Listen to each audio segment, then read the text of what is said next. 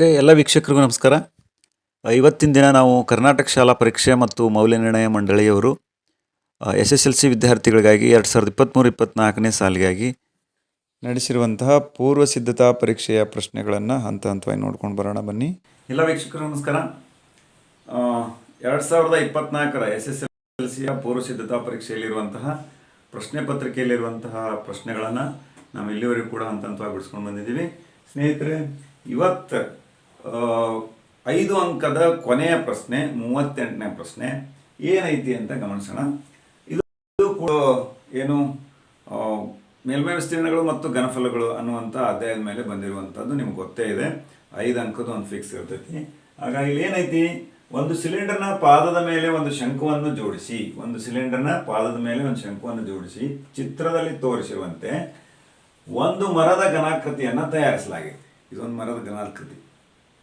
ಈ ಘನಾಕೃತಿ ಎತ್ತರ 45 ಸೆಂಟಿಮೀಟರ್ ಐತೆ ಅಂತ ಹೇಳ್ಯಾರ. ಶಂಕುವಿನ ನೇರ ಎತ್ತರ 15 ಸೆಂಟಿಮೀಟರ್ ಹಾಗೂ ಸಿಲಿಂಡರ್ನ ಪಾದದ ವ್ಯಾಸ 16 ಸೆಂಟಿಮೀಟರ್ ಆದರೆ ಘನಾಕೃತಿಯ ಮೇಲ್ಮೈ ವಿಸ್ತೀರ್ಣವನ್ನು ಹಾಗೂ ಘನಫಲವನ್ನು ಕಂಡುಹಿಡಿ ಅಂತ ಹೇಳ್ಯಾರ. ಓಕೆ, ಹಂಗಾರೆ ಇಲ್ಲಿ ಕೊಟ್ಟಂಥ ಡೇಟಾ ಏನೇನದವು ಅಂತ ಬರ್ಕೊಳ್ಳೋಣ. ಇನ್ನು ಸಂಬಂಧಪಟ್ಟ ಸೂತ್ರಕ್ಕೆ ಕೊರತೆ ಇರುವಂಥ ಅಂಶಗಳನ್ನು ನಾವು ಕಂಡು ಹಿಡ್ಕೊಂಡು ಹೋಗೋಣ. ಓಕೆ, ಬನ್ನಿ. ಈಗ ನೋಡ್ರಿ, ಮೊದಲ ಸಿಲಿಂಡರ್ನ ವ್ಯಾಸ ಕೊಟ್ಟಾರ. ವ್ಯಾಸ is equal to 16 centimetre. Therefore ವ್ಯಾಸ ಅಂತಂದ್ರೆ ಸಿಲಿಂಡರ್ನ ತ್ರಿಜ್ಯ ಏನಾಗಿರ್ತೈತಿ ಅಂದ್ರೆ ವ್ಯಾಸದ ಅರ್ಧದಷ್ಟು ಇರುತ್ತದೆ. ತ್ರಿಜ್ಯವು ವ್ಯಾಸದ ಅರ್ಧದಷ್ಟು ಇರುತ್ತದೆ, 8 ಸೆಂಟಿಮೀಟರ್. ದೇರ್ ಫೋರ್ ಸಿಲಿಂಡರ್ನ ಎತ್ತರ ಏನಾಗಿರ್ತೈತಿ, ಇಲ್ಲಿ ಒಟ್ಟು ಘನಾಕೃತಿ ಬಿಟ್ಟ ಎತ್ತರ 45 ಸೆಂಟಿಮೀಟರ್ ಆದ್ರೆ ಅದರೊಳಗೆ ಕೋನದ ಮಾತ್ರ ಅಂದ್ರೆ ಶಂಕುವಿನ ಮಾತ್ರ 15 ಸೆಂಟಿಮೀಟರ್ ಐತಿ. ಅಂದ್ರೆ ಒಟ್ಟು ಘನಾಕೃತಿಯ ಎತ್ತರದಲ್ಲಿ ಶಂಕುವಿನ ಎತ್ತರವನ್ನು ಕಳೆದ್ರೆ ನನಗೆ ಸಿಲಿಂಡರ್ನ ಎತ್ತರ ಸಿಗುತ್ತೆ. ದೇರ್ ಫಾರ್ 45 ಸೆಂಟಿಮೀಟರ್ನಲ್ಲಿ 15 ಸೆಂಟಿಮೀಟರ್ ಕಳೆದ್ರೆ ನನಗೆ ಸಿಗುತ್ತೆ ಹೇಳ್ರಿ 30 ಸೆಂಟಿಮೀಟರ್ ಅನ್ನೋದು ಸಿಲಿಂಡರ್ನ ಎತ್ತರ ಆಯಿತು. ಓಕೆ, 45 15 ಕಳೆದ್ರೆ 30 ಸೆಂಟಿಮೀಟರ್. ಹಂಗೆ ನಮಗೆ ಕ್ಲಿಯರ್ ಡಾಟಾ ಸಿಕ್ತು. ಇನ್ನು ಶಂಕುವಿನ ಬರ್ಕೊಳ್ಳೋಣ. ಶಂಕುವಿನ ಎತ್ತರ ಇಟ್ ಮೀನ್ಸ್ ಹೈಟ್. ಓಕೆ, ಏನು ಎತ್ತರ ಎಷ್ಟೈತಿ, 15 ಸೆಂಟಿಮೀಟರ್ ಐತಿ. ಶಂಕುವಿನ ತ್ರಿಜ್ಯ ಇಟ್ ಈಸ್ ಆಲ್ಸೋ ನೋಡಲ್ಲೇ ಹೇಳಾರಲ್ಲಿ ಶಂಕುವನ್ನು ಜೋಡಿಸಿ ಸಿಲಿಂಡರ್ನ ಪಾದದ ಮೇಲೆ ಒಂದು ಶಂಕು ಜೋಡಿಸ್ಯಾರ ಅಂದ್ರೆ ಅದ್ರ ತ್ರಿಜ್ಯ ಎಷ್ಟಿರುತ್ತೋ ಇದ್ರದ್ದು ಕೂಡ ಅಷ್ಟೇ ಇರುತ್ತೆ. R is equal to 8 centimetre. This is R, this is H. ಗೊತ್ತಿರಲಿ. ಶಂಕುವಿಂದ ನನಗೆ ಮೇಲ್ಮೈ ವಿಸ್ತೀರ್ಣ ಕಂಡು ಹಿಡಿಲಿಕ್ಕೆ ಇನ್ನೊಂದು ಅಂಶ ಬೇಕು. ಯಾವುದಂದ್ರೆ ಎಲ್ ಗೊತ್ತಿಲ್ಲ. ಓರೆ ಶಂಕುವಿನ ಓರೆ ಎತ್ತರ ಎಲ್ ಈಸ್ ಈಕ್ವಲ್ ಟು ಗೊತ್ತಿಲ್ಲ. ಹಂಗಾರೆ ಎಲ್ ಕಂಡು ಹಿಡಿಬೇಕು ಅಂದ್ರೆ ನಮ್ಗೆ ಫಾರ್ಮುಲಾ ಗೊತ್ತೈತಿ. ಏನು, L is equal to square root of S² plus R². Okay, ಹಂಗಾರೆ ಎಲ್ ರೂಟ್ ಆಫ್ ಎಚ್ ಗೊತ್ತೈತಿ. ಶಂಕುವಿನ ಹೆಚ್ಚು ನೇರ ಎತ್ತರ 15 ಸೆಂಟಿಮೀಟರ್, 15 ಸ್ಕ್ವೇರ್ ಪ್ಲಸ್ ಆರ್ ಅಂದ್ರೆ ಗೊತ್ತೈತಿ ನನಗಿಲ್ಲಿ 8 ಅಂತ ಹೇಳಿ 8 centimetre square is equal to 15 ವರ್ಗ 225 ಪ್ಲಸ್ 8 ವರ್ಗ 64. ಟೋಟಲ್ ಎಷ್ಟು ಬಂತ್ರಿ, 5 4 9, 6 2 8, 289. 289 ಅನ್ನೋದು ವರ್ಗಮೂಲ it is 17. Therefore L is equal to 17 centimetre. Okay, ಹಂಗಾರೆ ನನಗೆಲ್ಲ ಡಾಟಾ ಸಿಕ್ಕು. ಎಷ್ಟು, ಎಲ್ ಈಸ್ 17 ಸೆಂಟಿಮೀಟರ್ ಸಿಕ್ತು. ಇಲ್ಲಿ ಹಂಗಾರೆ ನಾನು ಮುಂದೆ ಏನು ಮಾಡ್ಬೇಕಯ್ಯ, ಅದರ ಪೂರ್ಣ ಮೇಲ್ಮೈ ವಿಸ್ತೀರ್ಣ ಕಂಡುಹಿಡಿ ಅಂತ ಹೇಳ್ಯಾರ. ಹಂಗಾರೆ ಘನಾಕೃತಿಯ ಶಾರ್ಟ್ಕಟ್ ಆಗಿ ಬರ್ತೀನಿ ನಾನು. ಪೂರ್ಣ ಮೇಲ್ಮೈ ವಿಸ್ತೀರ್ಣ ಈಸ್ ಈಕ್ವಲ್ ಟು ಏನು, ಸಿಲಿಂಡರ್ನ ಪಾರ್ಶ್ವ ಮೇಲ್ಮೈ ವಿಸ್ತೀರ್ಣ ಪ್ಲಸ್ ಕೋನದ ಪಾರ್ಶ್ವ ಮೇಲ್ಮೈ ವಿಸ್ತೀರ್ಣ ಪ್ಲಸ್ ಇದ್ರದ್ದೊಂದು ತಳದ ಮೇಲ್ಮೈ ವಿಸ್ತೀರ್ಣ. ನಾನು ಹಂಗೆ ಬರೀತೀನಿ.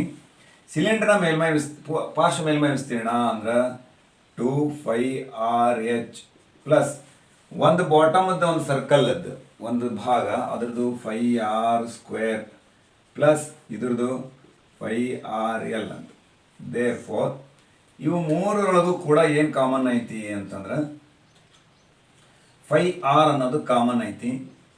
ಓಕೆ, ತೆಗಿತೀನಿ ನಾನು. ಇಲ್ಲೇನು ಉಳಿತು? 2h ಉಳಿತು, ಪ್ಲಸ್ ಇಲ್ಲೇನು ಉಳಿತು? r ಉಳಿತು, ಇಲ್ಲೇನು ಉಳಿತು? l ಉಳಿತು. ಇಲ್ಲಿ h ಅಂದ್ರೆ ಸಿಲಿಂಡರ್ನ ಹೈಟ್, ಎಲ್ ಅಂದ್ರೆ ಶಂಕುವಿನ ಓರೆ ಎತ್ತರ ಅಂತ. Is equal to 22/7 into r ಅಂದ್ರೆ 8 ಐತಿ. ಓಕೆ, 2 ಇಂಟು ಹೈಟ್ ಎದ್ರದ್ರಿ ಸಿಲಿಂಡರ್ದ ಹೈಟ್ 30 ಐತಿ, ಪ್ಲಸ್ r ಅಂದ್ರೆ 8 ಐತಿ, ಪ್ಲಸ್ ಎಲ್ ಅಂದ್ರೆ 17 ಐತಿ. ನೋಡ್ರಿ ಕಂಡು ಹಿಡಿದಿದ್ದೀವಿ 17 ಅಂತ. ಈಸ್ ಈಕ್ವಲ್ ಟು 22/7 ಇಂಟು 8 ಒಳ್ದ ಬ್ರಾಕೆಟ್ನಲ್ಲಿ ಬಿಡಿಸ್ಕೊಂಡ್ಬಿಡೋಣ. 37 60 60 8 68 ಒಂದು 17 ಎಷ್ಟ್ರಿ? 85. ಓಕೆ, ಈಗ ನೋಡ್ರಿ ಇಂಟು ಮಾಡ್ರಿ, ಗುಣಿಸ್ರಿ. 22 8 176, 22 176, 2 8 4, 14,960 ಡಿವೈಡೆಡ್ ಬೈ 7 ಬಂತು. ಈಸ್ ಈಕ್ವಲ್ ಟು ಇದರಿಂದ ಭಾಗಿಸ್ತಾ ಹೋಗ್ರಿ. 7 7 14. ಓಕೆ, 7 7 ಎಷ್ಟು ಉಳಿತು? 2 ಉಳಿತು. 26 7 3 21, 5 ಉಳಿತು. 50 7 7 49, ಎಷ್ಟು ಉಳಿತು? 1 ಉಳಿತು. 0 ಕೊಟ್ಟು ಪಾಯಿಂಟ್ ಕೊಟ್ರೆ 7 7 ಮತ್ತೆ 3 ಉಳಿತು. 7 4 28. ಇಟ್ ಈಸ್ ಮೇಲ್ಮೈ ವಿಸ್ತೀರ್ಣ. ಎದ್ರದ್ರಿ ಅಂದ್ರೆ ಇಡೀ ಈ ಘನಾಕೃತಿಯ ಪೂರ್ಣ ಮೇಲ್ಮೈ ವಿಸ್ತೀರ್ಣ ಗೊತ್ತಾಯ್ತು. ಇನ್ನು ಮುಂದೆ ಏನು ಹೇಳ್ಯಾರ ಅವರು? ವಿಸ್ತೀರ್ಣ ಹಾಗೂ ಘನಫಲವನ್ನು ಕಂಡುಹಿಡ್ರಿ ಅಂತ. ಓಕೆ ಓಕೆ, ಹಂಗಾರೆ ಘನಾಕೃತಿಯ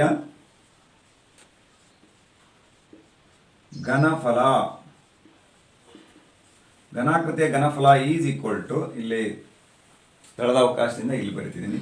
ಏನು ಘನಫಲ? ಸಿಲಿಂಡರ್ನ ಘನಫಲ ಪ್ಲಸ್ ಶಂಕುವಿನ ಘನಫಲ ಅಂತ. Very simple. ಹಂಗಾರೆ 5r² ಪ್ಲಸ್ 1/3 1/3 ಆಫ್ ದ ಕೋನದ ಘನಫಲ ಗೊತ್ತೈತೆ ನಮ್ಗೆ. 1/3 ಆಫ್ ದ ಸಿಲಿಂಡರ್ ವ್ಯಾಲ್ಯೂಮ್ ಅಂತ.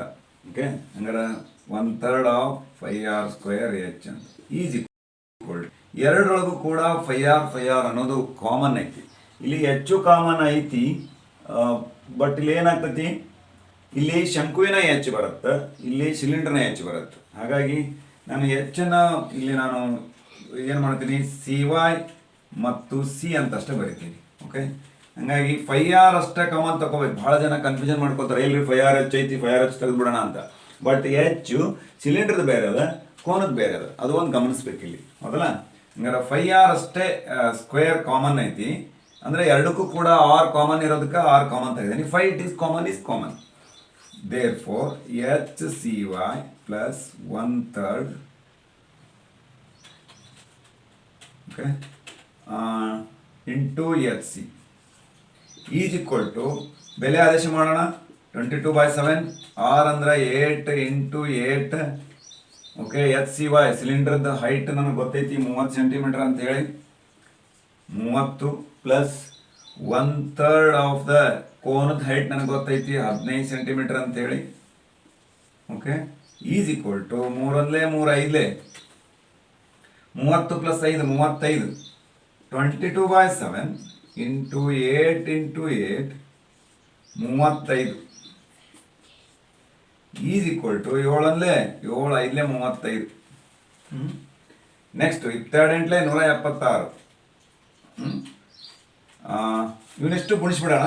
8 8 64, 64 5 64 5 5 20, 5 32 ಇಂಟು 22 ಅಂತಂದ್ರೆ ಎಷ್ಟಾಯ್ತು ನೋಡ್ರಿ? 7040 ಸೆಂಟಿಮೀಟರ್ ಕ್ಯೂಬ್ ಇದು. ಯಾಕೆ ಹೇಳ್ರಿ? ಘನಫಲ ಅಲ್ಲ.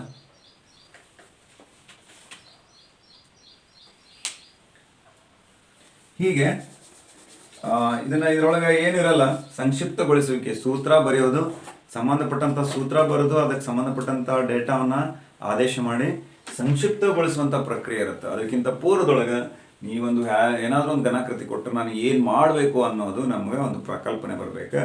ಆ ಐಡಿಯಾ ಬಂತಂದ್ರೆ, ಆ ಗೆಸ್ಸಿಂಗ್ ಬಂತಂದ್ರೆ ನಮ್ಗೆ ಸುಲಭವಾಗಿ ಕೊಟ್ಟಂಥ ಡಾಟಾವನ್ನು ಉಪಯೋಗಿಸ್ಕೊಂಡು ಏನೇನು ಕಂಡುಹಿಡಿಬೇಕು ಅನ್ನೋದನ್ನು ನಾವು ಸುಲಭವಾಗಿ ಕಂಡುಹಿಡಿಬಹುದು ಅಂತ ಹೇಳ್ತಾ ಸ್ನೇಹಿತರೆ, ಇಲ್ಲಿವರೆಗೂ ಕೂಡ ನಾವು ಇಡೀ 2024ರ SSLC ಪೂರ್ವ ಸಿದ್ಧತಾ ಪರೀಕ್ಷೆಯ ಪ್ರಶ್ನೆ ಪತ್ರಿಕೆಗಳಂತ ಎಲ್ಲ ಪ್ರಶ್ನೆಗಳನ್ನು ಬಿಡಿಸಿದ್ದೀವಿ.